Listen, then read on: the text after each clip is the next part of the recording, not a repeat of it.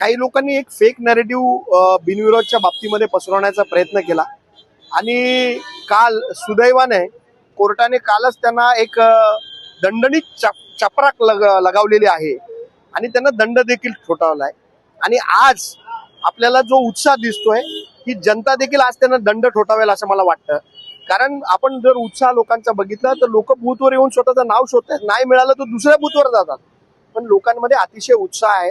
10 वर्षांनंतर कल्याण डोंबिवली महानगरपालिकेच्या निवडणुका होत आहेत आणि मोठ्या प्रमाणात लोकांमध्ये उत्साह आहे आणि लोक महायुतीला मतदान करतात असं मला वाटतं। आपण जर बघितलं तर एकीकडे पॅनल क्रमांक 29 मध्ये मैत्रीपूर्ण लढत होती, मात्र त्याला गालबोट लागलं, याबद्दल आपली प्रतिक्रिया आहे?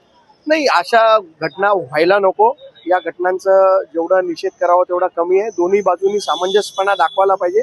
राज्यात आपण युतीमध्ये आहोत आणि मला असं वाटतं की निवडणूक संपली आज संध्याकाळी 5 वाजता हे सगळं वातावरण निवळेल, परत सगळे एकामेकाबरोबर राहून काम करतील आणि कल्याण डोंबिवलीच्या विकासासाठी सगळे मिळून एकत्र काम करतील असं मला वाटतं।